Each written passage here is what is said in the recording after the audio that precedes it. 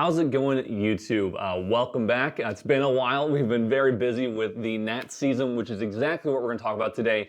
We're going to cover SEA NATs, EU NATs, Oceania NATs, and NA NATs, Nationals. If you guys haven't been paying attention to Grand Archive, the Nationals have all just been occurring these past like 1.5, 2 months. And, we've seen some unique decks and we've seen some similar decks top multiple events. So let's just jump right into it. Something to note right before I do is that there is a ban of restrictions that happen in between EU NATs and Oceania NATs. So in SEA, EU, and then the ban of restrictions, and then Oceania and NA. And the ban of restriction did change how people played the meta and did change deck lists a little bit. So we'll talk about that a little bit. Nothing crazy, but did have some impact to the meta. So SEA, so Fire Luxom Xander won SEA Nats. It's a list that we've seen before, literally last year. It's very similar. It's kind of just doing what Luxom does, where it just tries to stay alive until it gets to level 3, where it can start gaining a bunch of value. It does run the new attack card, which can, put a lot of pressure on your opponent. But as far as lists go, there weren't too many crazy lists. One of them was there's 2 in the top 8 of SEA and 1 in the top 8 of EU, but none in Oceania or NA. Part of that could be due to the banner restriction because of the deck that came from the banner restrictions because of that. We'll talk about that in a second, but Fire Luxom Xander, so there's only 3 Fire Luxom Xander that topped any of the Nats. One of them focused more on making sure they didn't die to attack damage, so they had 4 Resolutes and 2 Vanish in the main. In the side, they ran more like non-attack damage stuff, so they had Blanches and Coronation Ceremony. Those are 2 really solid non-attack damage, spell damage, whatever cards, prevention cards. But basically it's a similar list. And then in EU, it literally, the Fire Xander that topped 8 took the exact same list that won.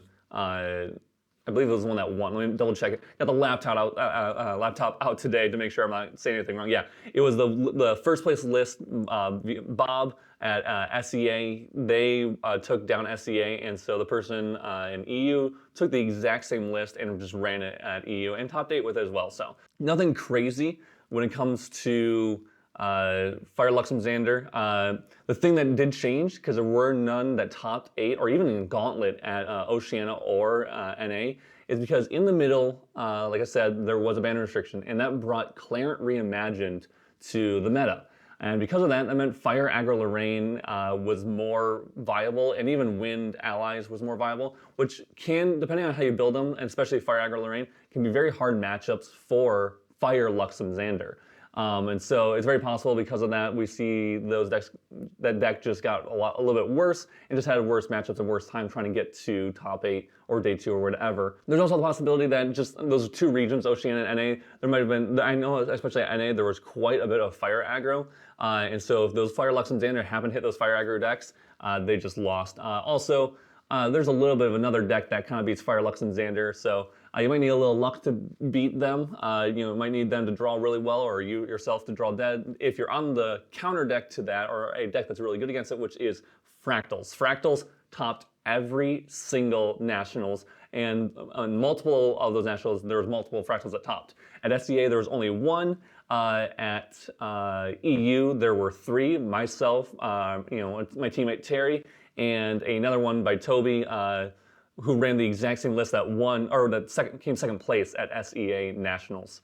And then there was several that topped in Oceania, Caven, of course, winning it, and several other people, and even in the Gauntlet, there were several that got into the Gauntlets as well. And then NA, if you didn't pay attention to NA Nats, 5 Fractals topped 8. One of them was my teammate Caben, one of them was my teammate Gruthos, and one of them was my teammate Perfy. All 3 of them, congrats to them, by the way. And 2 players from main deck, Taylor and Mitch, both topped NA Nationals as well. So 5 Fractal lists, very, very similar lists, like 1 or 2 card changes, all topped NA Nats. Several of them, and that's not even including Gauntlet. Several in Oceania topped, and not including Gauntlet. Several of them in EU topped. That is including Gauntlet. And then at SEA, only one topped 8. I don't think there's actually any more than that one Fractal. So Fractals was still a little bit newer. It wasn't as refined. It didn't understand the meta quite as well. Maybe someone just got unlucky or whatever it might have been. SCA was a little bit of weird nationals. Personally, we all played in it, and of all our teammates, I had True Champion Gaming here, and only Caben day 2'd, and even then he just lost. And it was very odd.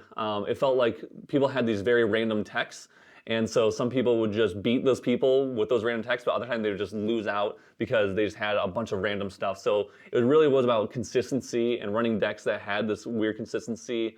Sometimes even those decks would just lose because they just hit those people who were playing these very odd or random techs. To me, it was a very odd nationals. But Water Fractals. Nothing really changed that crazy with the list in between any of the nationals. And there's only one really big change. There's 2 different kind of slight variants. One that just had like all the baubles in the main and backup charger and either Grand Crusader's ring, so they're just going for literally just pure draw. But as you got further into nationals, people realized that Quicksilver Grail was the better option because you can go Quicksilver Grail and Amulet for the mirror and really survive a lot longer in that case. And then also, like I said, the ban restriction, Clarence. Clarence was actually a big deal. It is a very good card against Burst Asunder. And because of that, Fractals had to adapt to that, so they started running Opulence. Captivating Opulence is a very solid card against Clarent because it makes the activated ability of Clarent cost 2 more every single, or it's not 2 more, 2, they have to pay 2 reserve cost every single time they want to use it. So if they want to use it all 3 times for all 3 of its durability, they would have to pay 6 from hand, and sometimes they would do that. I played against Fire Aggro Lorraine at NA Nationals a couple times, and multiple times they would sit there with a bunch of cards up in hand. And if Fire Aggro Lorraine is sitting there with a bunch of cards held up in hand, you're pretty happy because they're not playing anything to board. So that was a major change with how Fractals played, and you had to understand that matchup. But once they did, they still were able to beat Clarent Reimagined with no problem. So that was pretty much a major change. Nothing crazy. Some of them started teching more for the mirror with Coronation Ceremony. Janyu with either in the main or the side, regardless of the decks, pretty much. So nothing crazy there. And real quick, if you are interested in playing Fractals at a regional, maybe even at Worlds 3v3s, or if you're in Worlds yourself, maybe. Definitely check out our Patreon. Caben did a wonderful article write-up there. You can pay for it or you can join our Champion Level 3 tier to unlock it. It's a really solid write-up about matchups, about siding, just about the deck in general. So if you are interested in Fractals on wanting to play it or maybe how to play against it and how they're going to side against you, definitely check out that article. It's a really, really good write-up. The next deck we're going to talk about is Wind Assassin. There's Wind Tristan at the very beginning and Wind Luxom a little bit, and definitely as throughout all the other nationals that occurred, there was a bunch of Wind Luxom, but Wind Tristan started to fall off. So we'll talk about Wind Tristan first because there's something interesting with that one that we'll talk about here soon. Expect to see Fire. I don't know if we'll see a Fire Luxom at Worlds. We might see 1 or 2, but I don't expect to see many people playing it. But Fractals we will see. There's no way we don't see Fractals. It's one of the best decks. It's the most consistent decks. Even when decks fully tech like 20 plus hate cards against it, it still can win. That shows you the power of that deck and just how crazy it is. So we'll see Fractals at Worlds. Wind Tristan was a deck that did really solidly at the beginning and just started to fall off because people started teching for it with stuff like Staggering Strike. It's a very solid card against Tristan. Tristan really needs their prep counters, and they start to lose. If they lose them, before they can double them, it hurts a lot. So Tristan was in a rough spot. We probably, though, will still see it at Worlds. It did top EU nets. It came in 2nd place. I don't remember, let me see real quick here. Yeah, there were none. There was 1 in Gauntlet at SEA. I don't think there was almost any at Oceania or any at NA Nats. But it is a very consistent deck, especially if you are playing a consistent build. But we'll probably still see Tristan at Worlds because of Wind-Blessed Lookout, which is a new MRC altar card.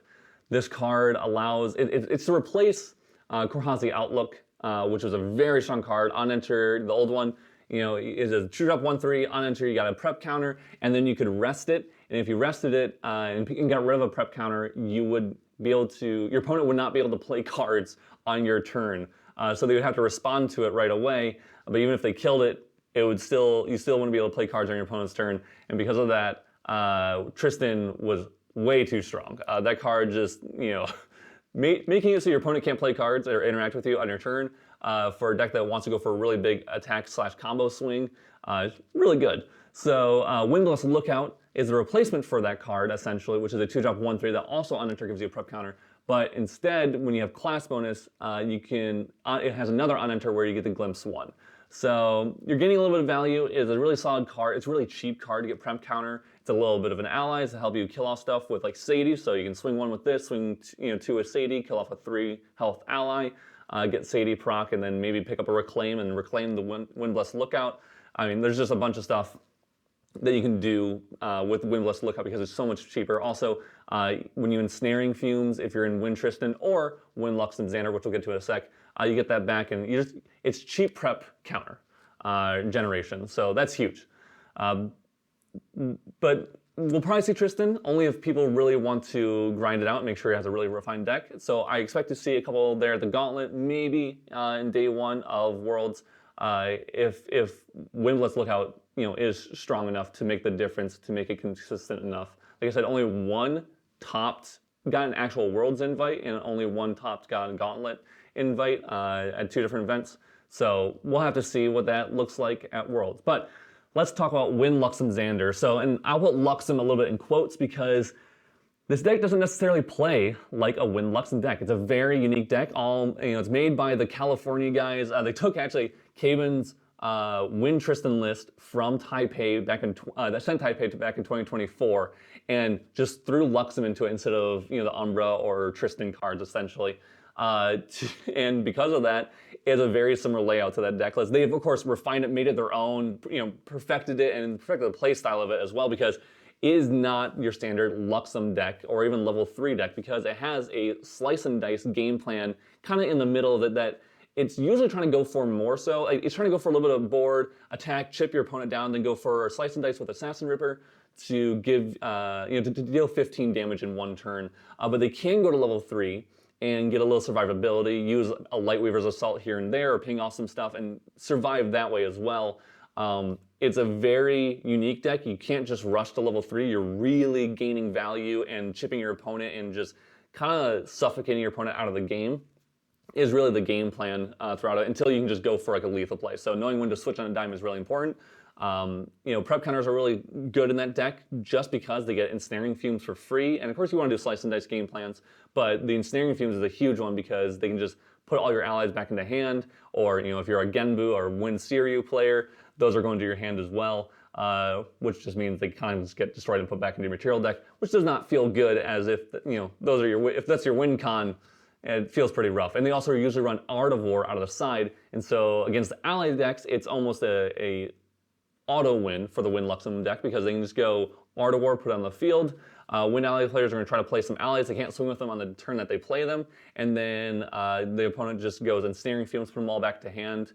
When they finally are able to attack, and now that Wind allies player just has to try to put allies back down on board and hope that the opponent doesn't have another Ensnaring Fumes. And level 2 Xander can get that Ensnaring Fumes back. It is float, but they also could just get it back to hand and use it again and get to level 3, or just kill the opponent, because Wind Allies usually doesn't have a lot of health. Something I should mention, even though Wind Luxom has Ensnaring Fumes for the Genbu matchup, it actually has a losing win rate against it, because a lot of Wind Luxom players do not respect Graveyard, so a lot of them are not on Nullifying Lantern anywhere in their deck, and they're not on stuff like Cleansing Reunion or whatever to deal with Water Genbu, because they didn't think it would show up that often. So it actually has a really bad win rate currently. That can change depending on what Wind Luxom plays.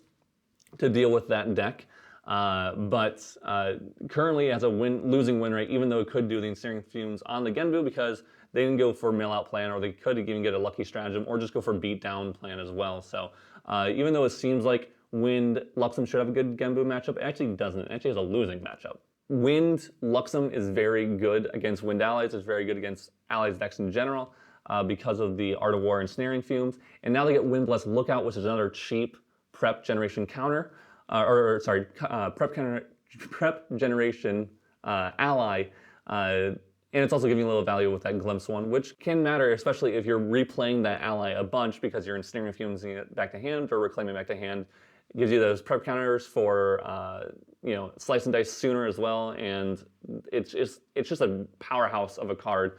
So we'll probably definitely see I guarantee you'll see a Win Luxom player at Worlds, as some of the people who got into Worlds are kind of one-tricks, and I don't mean that in a mean way. I mean people who know their deck in this game inside and out are one of the scariest players to play against. You can take my word for that. There's a couple of people who they only play this deck, and you know that they're going to be on that deck at every event if you play against them.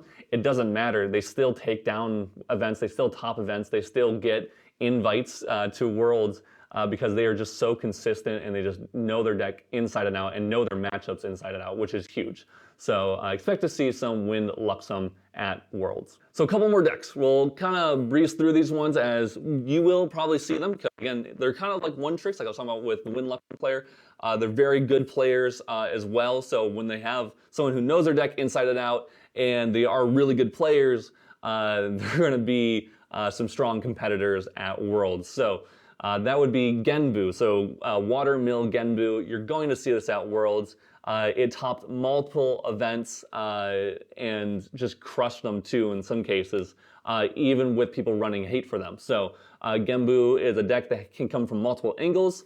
It's built differently across the board. There was, let's see here, there was, I think, at least one or two that topped SEA. Yeah, there's one that topped SEA, one that placed 9th at SEA, Water Genbu Mill. At EU, there was technically a Water Nico Mill, but still self-mill. And then at Oceania, there were multiple that topped there. And at NA, there was the person who took it down the entire event actually was a Watermill Guaoja Genbu player.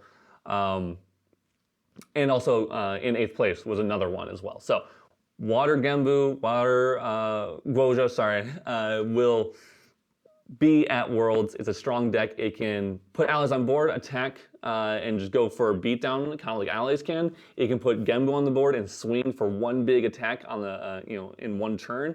It can go for a mill out plan with Fractals of Polar Depths, where you get a bunch of water in the graveyard and you're able to pop them all and mill your opponent out.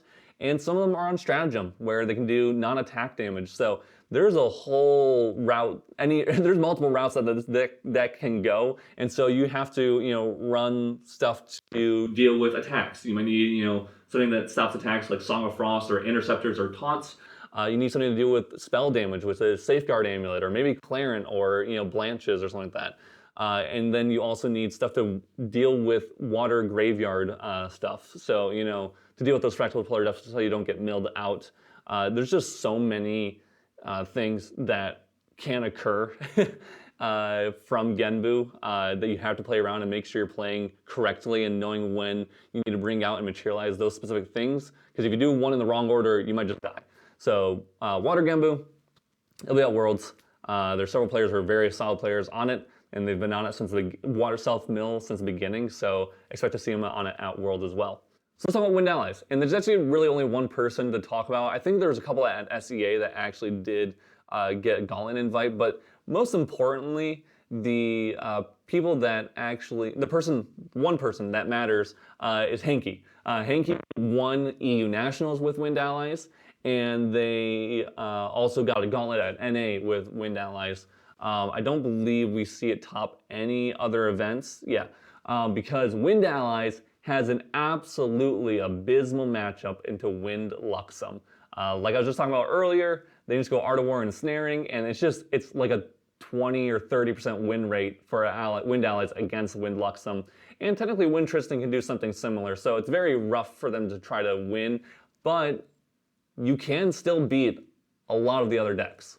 Henke specifically ran a list that had like 50 or 52 allies, so almost no defense. And it's just slamming guys on board and just swinging with them. And if you're killing off them, you're taking time to kill them off those allies, you're not taking time to go face, and you kind of need to kill them off, because if you don't, they start to swarm board, and then you're really taking a lot of damage. So it's kind of funny of a list. It looks a little silly, but there's actually a lot of survivability in different ways with the interceptors, and Henke actually ran stuff like Zhangs. Zhangs have, just for the pure heal 4, which is huge. Of course, doing stuff like Rally Advance. It has Brisk Wind Trotter to buff your guys. You have Dream Fairies to put back annoying things into their opponent's hand, and they do run like Deflecting Edge or something like that. So there's a little bit of defense, but mainly it's about just putting dudes on board and swinging with them for a lot of damage, and having your opponent say, basically, you have to deal with it. I don't really care, because I'm just going to put another ally down next turn. And then the rest of the stuff they have is essentially just value or draw or whatever in the material deck. So mainly it's just Henke who topped with the lists. Nothing crazy occurred, but it's a very solid list as long as you don't play against Luxom. That's all for this video, guys. I'll catch you guys in the next one. Peace.